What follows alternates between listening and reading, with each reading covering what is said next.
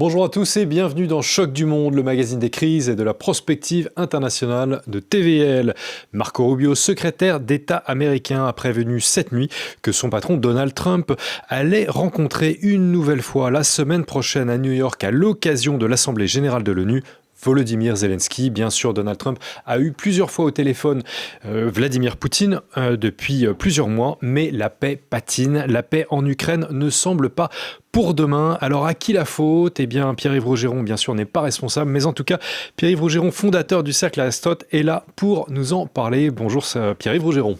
Bonjour Edouard. Merci en tout cas de votre présence une nouvelle fois dans Choc du Monde. Alors Marco Rubio a estimé que si Donald Trump échouait à obtenir un accord de paix en Ukraine, pour l'Ukraine, personne d'autre ne le pourrait. À votre avis, vrai ou faux, Pierre-Yves Rougeron ? À peu près certain. À peu près certain. Si on revoit l'échiquier, c'est très simple. La phrase de Rubio nous donne une indication qui est assez terrible, qui est que la diplomatie américaine commence à se fatiguer sur ce dossier. Pourquoi ? Si on reprend l'échiquier, on comprend que l'échéance de temps n'est pas la même pour tout le monde. Pour Donald Trump, il faut se débarrasser de ce conflit dont l'Amérique ne veut plus. Alors évidemment, pas d'hommes, et pas d'argent pour l'Ukraine. L'électorat trumpiste n'en veut plus. Il faut se débarrasser du bébé avant les élections de mi-mandat. Parce que la grande peur de Donald Trump, ce n'est pas que ce qui reste pour l'instant du Parti démocrate, qui a quand même pas totalement relevé la tête, et les événements récents et le sectarisme d'une partie de sa jeunesse va pas le servir. C'est pas que le Parti démocrate fasse une campagne de mi-mandat, vous vous rendez compte, Trump a échoué dans les négociations. Ça ne leur rapporterait rien. Ça se règle toujours sur des affaires de politique intérieure. Les élections de mi-mandat américaines, ce serait qu'une part de l'électorat MAGA disent « Bon, ça devait être réglé, ça. Donc, on va pas voter contre toi, évidemment, mais on va faire une grève du zèle, tout à fait possible, qui pourrait lui coûter potentiellement cher. » Donc, tu vois, la Maison-Blanche a peu de temps. De l'autre côté, Vladimir Poutine sait que Donald Trump a peu de temps. Et lui, il maximise son avantage. Ses armes triomphent.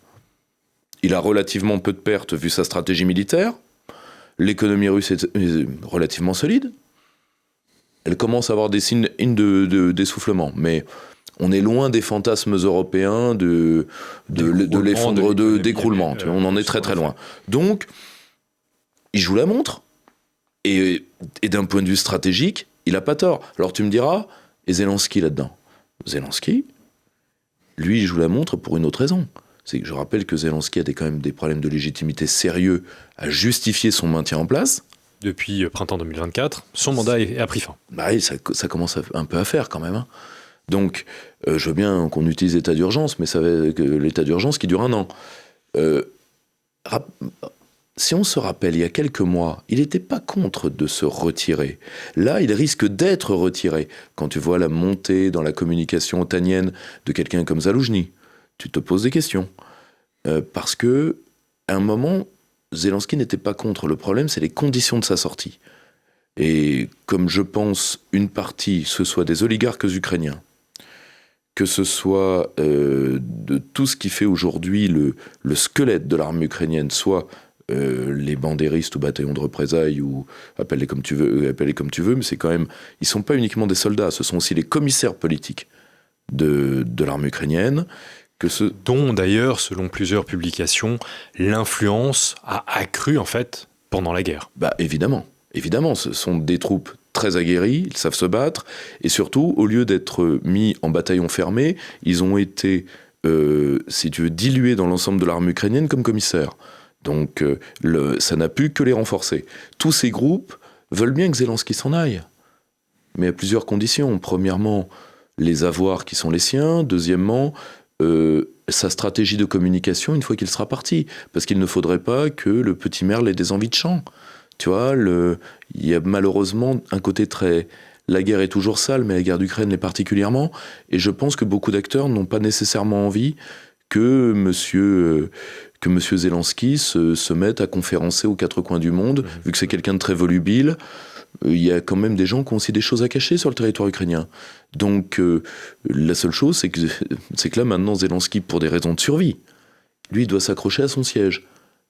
et comme il a les radicaux tout autour de lui, radicaux oligarques, radicaux idéologiques, il ne peut pas négocier. Parce que s'il négocie, il perd sa tête. Surtout dans une Ukraine où les règlements de compte commencent. On voit ce qui s'est passé il y a quelques jours. Qui est sorti, on l'avait annoncé. Il ne peut pas céder parce qu'il joue sa vie. C'est ce que vous dites. C'est d'ailleurs plusieurs révélations dans ce sens-là dans la presse, principalement anglo-saxonne. Oui, c'est le... Et les règlements de compte commencent. Là, tu as l'un des créateurs de Svoboda, si mes souvenirs sont bons, qui a été tué par un père de famille. Et malheureusement, ça va se multiplier. Et le pire, c'est que c'était annoncé. Mon camarade Romain Bessonnet l'avait annoncé dès 2022, que quand il y aurait des saisies de civils en Ukraine de l'Ouest, la vague de règlement de compte suivrait. Elle suit. Donc tu comprends qu'à la place de M. Zelensky, disons qu'aujourd'hui, à l'exception... Cette formule est volontairement provocante, tu me la pardonneras, mais elle n'est pas tactiquement fausse. À l'exception de Donald Trump et de Vladimir Poutine, il n'y a pas eu beaucoup de gens qui ont un intérêt à ce que M. Zelensky reste en vie. Et je pense qu'il en est parfaitement conscient. Et que la plupart des gens qui, disons, ne le pleureraient pas à chaudes larmes, sont ukrainiens. Et tu vois la prudence que le personnage doit avoir. Ensuite, imagine Donald Trump se retire. Parce que c'était l'indécence de ta question. Est-ce qu'il y a quelqu'un d'autre qui le pourrait ? Personne. Personne. La Chine ne le peut pas. Les Européens sont une plaie de surinfection sur ce conflit. Nous allons parler évidemment des Européens. Et le pire, c'est que les Ukrainiens ne le veulent pas, les Russes ne le veulent pas, mais à la rigueur, chez les Russes, c'est rationnel. Chez les Ukrainiens, tu as un agenda politique qui étouffe ce qu'un nationalisme bien compris commanderait, c'est-à-dire qu'on sauve le peuple ukrainien. Si les chiffres russes sont vrais. Rappelons 1,7 million. 1,7. Ce qui serait, si tu veux, ça voudrait dire quand même 600 000 depuis janvier, ça ferait 100 000, quasiment 100 000 par mois, au moins les 80 000, c'est quand même considérable. Ce serait considérable, mais de la Première Guerre mondiale, on n'est pas du tout sur la même. Tout à fait. Mais par contre, si tu veux, on est quand même sur des batailles d'artillerie, hein, donc si tu veux, ça fait quand même beaucoup de viande. Hein. Mais le problème, c'est qu'allez, admettons que ce soit que 750 000, 800 000, 900 000, 1 million. C'est déjà considérable pour un pays qui s'est vidé depuis son indépendance. Donc le problème, c'est qui pense au bidas ukrainien. Surtout que d'un point de vue strictement militaire,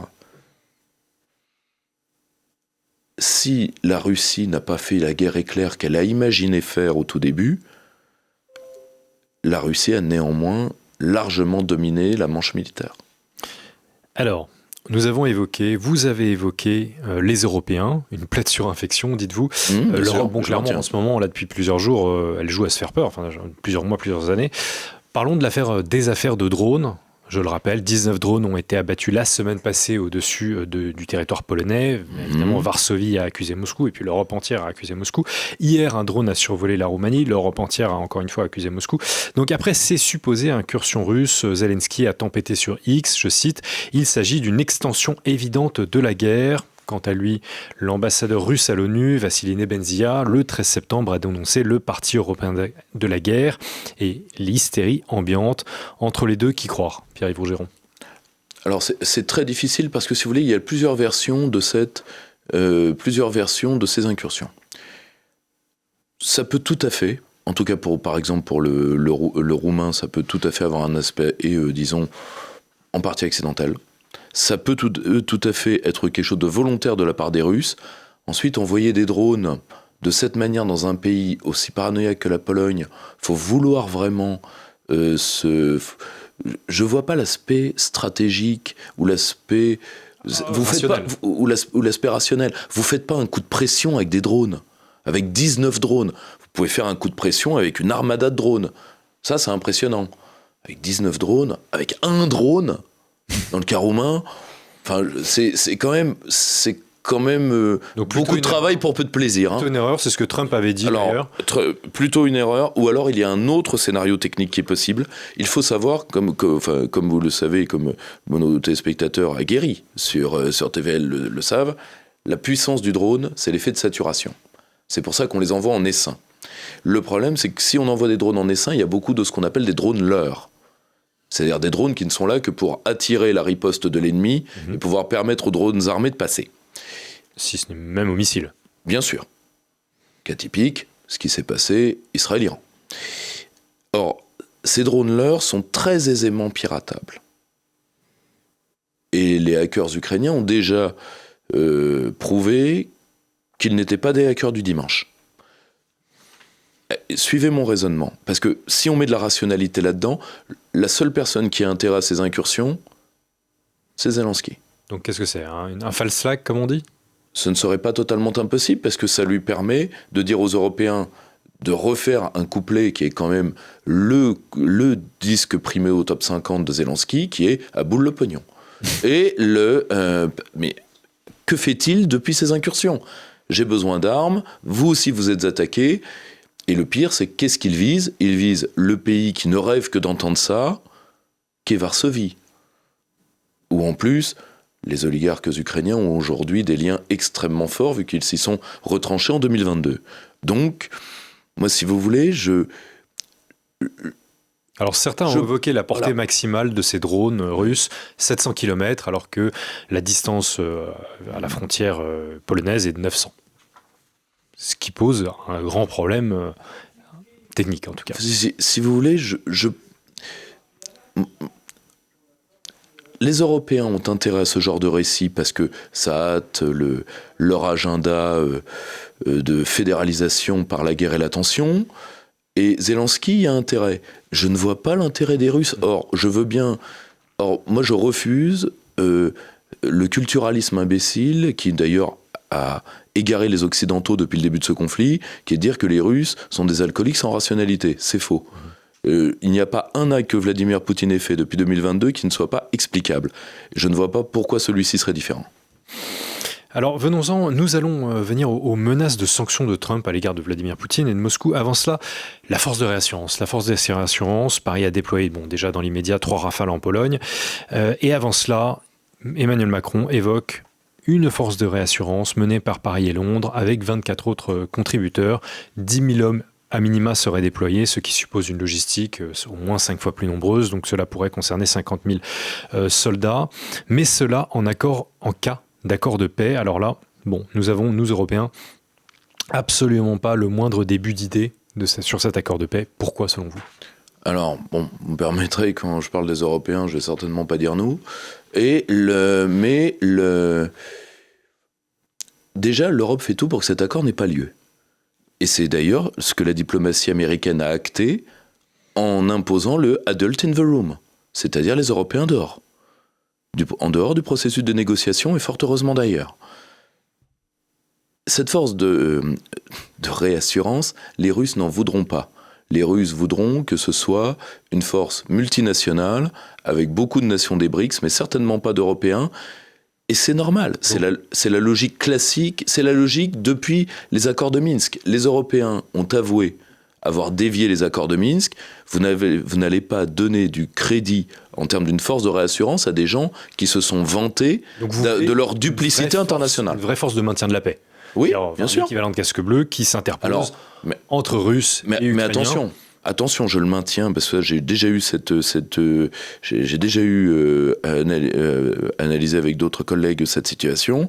Je souhaite bonne chance à la force en question parce qu'il va falloir désarmer les milices. Ce sont des milices surarmées parce qu'on a quand même vidé les arsenaux de l'OTAN pour eux. Et ce sont des milices lourdement idéologisées. Celui qui voudra retirer les flingues de la main des bandéristes, je lui souhaite bien du plaisir. Et si je vais prendre l'exemple de troupes onusiennes, ce ne sera pas des casques bleus mais faisons le parallèle. Comme vous le savez, ce sont principalement des soldats issus du Bangladesh ou autres qui sont plus dissuasifs qu'autre chose. Ils ne sont pas habitués au combat d'intensité. Or, désarmer les milices en Ukraine, ça ne va pas être une partie de plaisir.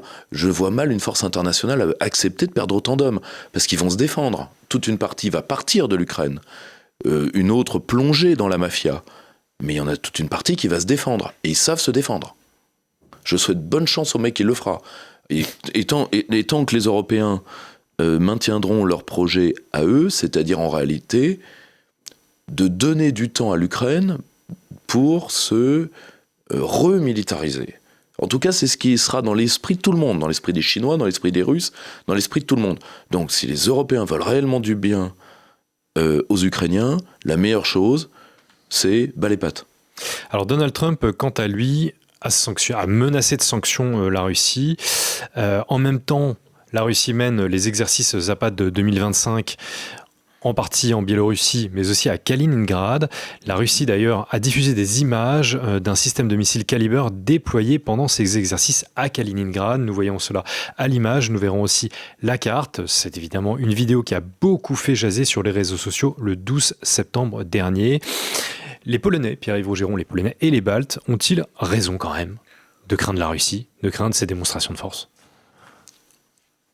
Il est sûr que quand vous avez un voisin puissant militairement et qu'il montre les muscles, il est certain que vous pouvez, que vous pouvez de temps en temps trembler. Vous pouvez d'autant plus trembler si vous êtes totalement innocent du fait qu'il montre les muscles. Dans le cas présent, c'est pas tout à fait le cas. Si vous voulez, que ce soit Varsovie ou surtout les États baltes, c'est devenu des points de pourrissement de nos rapports avec les Russes. Et la manière dont, que ce soit les Polonais ou que ce soit les Baltes, s'expriment avec assurance à la fois pour inventer des affaires. Moi, j'étais aux commissions de la défense au Parlement européen, donc les affaires russes inventées par les renseignements polonais, il faudrait 2 émissions pour que je vous les raconte toutes. Or, le problème, c'est que quand vous-même, vous la ramenez comme un petit chien qui mord derrière les pattes d'un gros chien, faut se méfier un moment d'un retour de coup de gueule. C'est le grand problème de Varsovie, c'est surtout le grand problème des Baltes. Je vais vous donner un exemple très simple. Vous pensez que nous sommes, je ne vais pas dire dépendants, parce que ce n'est pas la bonne expression, mais en tout cas nous sommes suivistes avec les Baltes et les Polonais ? En tout cas, sur ces dossiers-là, nous leur donnons des assurances que nous n'avons pas à leur donner. Ça ne nous concerne pas. Faut-il abandonner les Baltes et les Polonais ? Mais personne... si vous voulez les abandonner, pourquoi pas ? Pourquoi pas ? Je vais vous le dire sincèrement. Parce que on leur a rien promis. On leur a rien promis. Je rappelle tout de même qu'on parle de la Pologne, donc un pays qui s'est outrageusement enrichi sur notre dos. Je rappelle que les Baltes, nous n'avons pas d'histoire particulière avec ces gens, et aucun de ces 2 pays ne vaut la vie d'un soldat français. Or, et surtout, ils ne sont pas en danger. Ils ne sont pas en danger. La Russie, et elle l'a prouvé par l'Ukraine, la Russie voudrait attaquer toute l'Europe de l'Ouest, elle mobiliserait 300 000 hommes au sol. C'est ridicule. Tout ceci est ridicule. Toute l'armée russe, ça fait 1 million d'hommes. Et vous pensez que 1 million d'hommes russes, allez, tout, jusqu'aux cantiniers et aux informaticiens, hein. Bon, et vous pensez que ces 1 million d'hommes peuvent envahir un territoire où il y a 300 millions de personnes ? Donc là, le parapluie de l'OTAN est suffisant pour eux ? Non, mais le parapluie de l'OTAN est suffisant. De toute façon, ils ne veulent pas d'une coopération d'égal à égal avec nous, et ça ne sert à rien de nous appeler ou de pleurnicher quand, d'habitude, on vit à nos crochets. Donc, les Russes, est-ce qu'ils iront jusqu'à Varsovie ? Je vous le dis, sincèrement, je pense qu'ils ne le veulent pas, ils sont pas assez bêtes, parce que n'oubliez jamais ce que sont la Pologne et tous ces pays-là pour un ex-soviétique. C'est-à-dire ce sont des pays dont le fait de les entretenir a ruiné la Russie. Beaucoup de Russes en sont persuadés, et pas totalement à tort. Donc jamais ils voudront le refaire. Jamais. Par contre, si ces pays-là viennent les chercher, ils se battront avec plaisir. La Pologne le sait d'ailleurs, vu qu'elle a envoyé plusieurs milliers de mercenaires au sol en Ukraine, et que ça s'est mal passé, qu'elle le sait. Nous allons revenir encore une fois aux menaces de sanctions de Trump à l'égard de Vladimir Poutine, mais encore un détail intéressant, encore des images. Les États-Unis étaient représentés parmi les observateurs internationaux hier aux exercices Zapad russes. Voici des images que vous voyez à l'écran. Des officiers américains ont été filmés, refusant bien sûr de répondre à la presse, mais ils étaient présents entre des Indiens et des Chinois. Aucun pays, bien sûr, de l'Union européenne n'était présent, mais Washington donc. Si, qu'est-ce que cela veut dire d'après vous, Pierre ? Mais pour une raison qui est simple, c'est que les Américains ont leur propre agenda et que Donald Trump, qui est obligé de gérer avec les impériaux, ce qu'on appelle, je pense, d'un terme qui est totalement dévalué aujourd'hui, néoconservateur, ça a eu tellement de sens que ça n'en a plus, il est obligé de jouer avec, vous le voyez dans le cas vénézuélien par exemple, mais il a aussi une autre diplomatie qui s'adapte au monde tel qu'il est.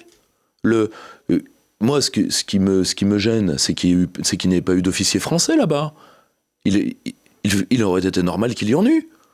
De toute façon, ces exercices, vont monter en gamme, vu qu'ils ne concernent que des armées qui montent en gamme. Donc, ils vont monter en gamme collectivement. Et surtout, la bouderie de gens dont tout le monde se fout, donc les Européens, ne change rien à l'affaire.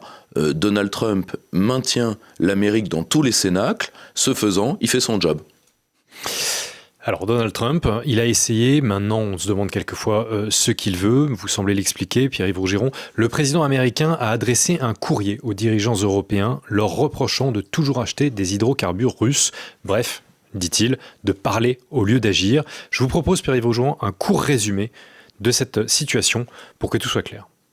Washington n'intensifiera les sanctions contre Moscou que si les membres de l'OTAN cessent leurs achats de pétrole russe. Selon Donald Trump, les sanctions européennes contre la Russie sont trop faibles. À l'en croire, l'engagement de l'OTAN a été inférieur à 100% et l'achat de pétrole russe affaiblit le pouvoir de négociation occidentale sur Moscou. Ils parlent et ils n'agissent pas, a-t-il fustigé alors que l'Union européenne prépare son 19e train de sanctions contre la Russie. Pire, le dirigeant américain a proposé que les membres de l'OTAN impose des droits de douane de 50 à 100% à la Chine, des sanctions secondaires pour que Xi Jinping fasse pression sur Vladimir Poutine. Le président russe a quant à lui mis en garde les pays occidentaux contre toute tentative punitive visant la Chine et l'Inde. Un tel ton colonial est inacceptable, a-t-il déclaré à Pékin au début du mois de septembre. Pierre-Yves Rougiron, que fait Vladimir Poutine? Pousse-t-il vraiment en fait les Européens à agir ainsi contre Moscou ou a-t-il envie? Que fait Donald Trump, vous voulez dire? Oui, bien sûr. Oui. Que fait-il?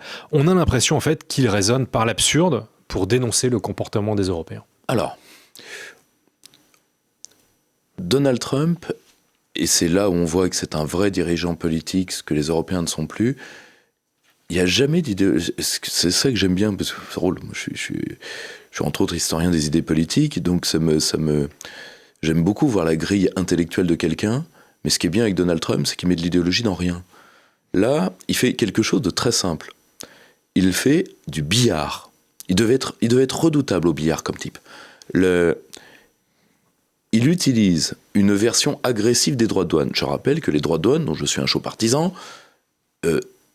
les droits de douane ne servent pas en offensif.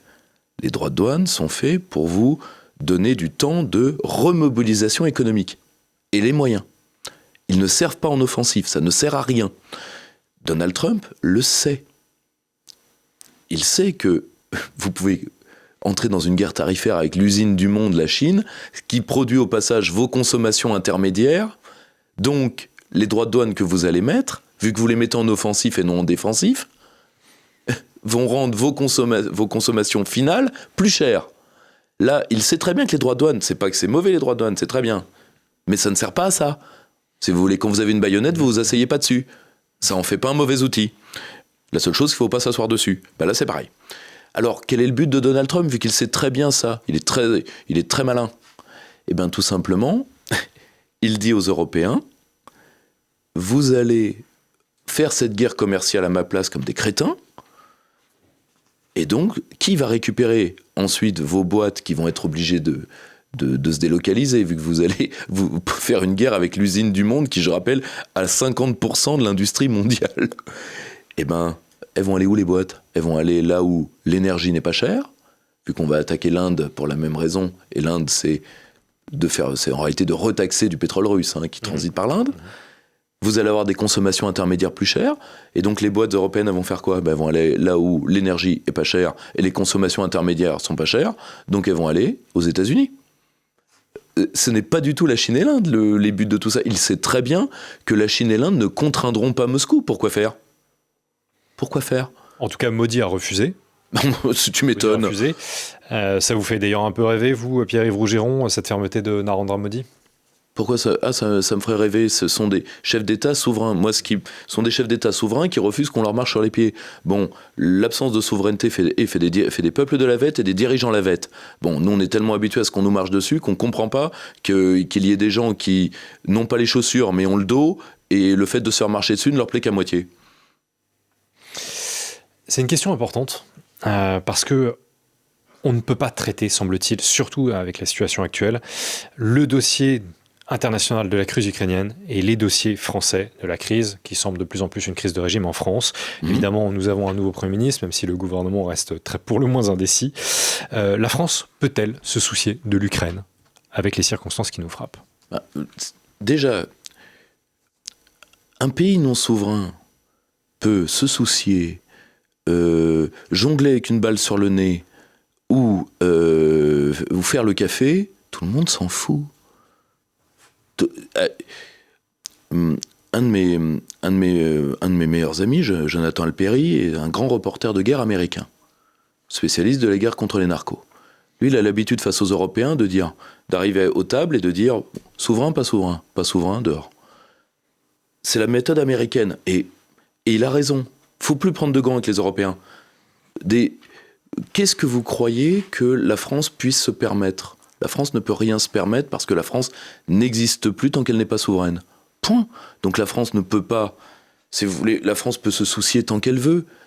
Vous savez, le grand problème quand vous n'êtes pas souverain, c'est que tout ce que vous faites est marqué de 2 sceaux.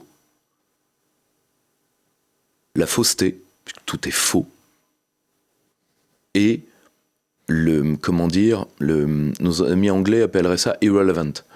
La caducité. Voilà. Donc si vous voulez, la France peut s'inquiéter tant qu'elle veut, ça ne change rien, tout simplement parce que la France n'a pas la maîtrise de son destin, et sur l'échiquier international, il n'y a pas de place pour les strapontins. Sur l'échiquier international, il n'y a pas de place pour les strapontins. Eh bien, ce sera le mot de la fin. Pierre-Yves Rougeron, merci pour votre présence ici dans Choc du Monde. Et bien sûr, vous avez fondé le Cercle Aristote. Merci à tous d'avoir suivi cet épisode de Choc du Monde, le magazine des crises et de la prospective internationale de TVL. Surtout, n'oubliez pas de le commenter et de le partager. Merci à tous et bonne soirée.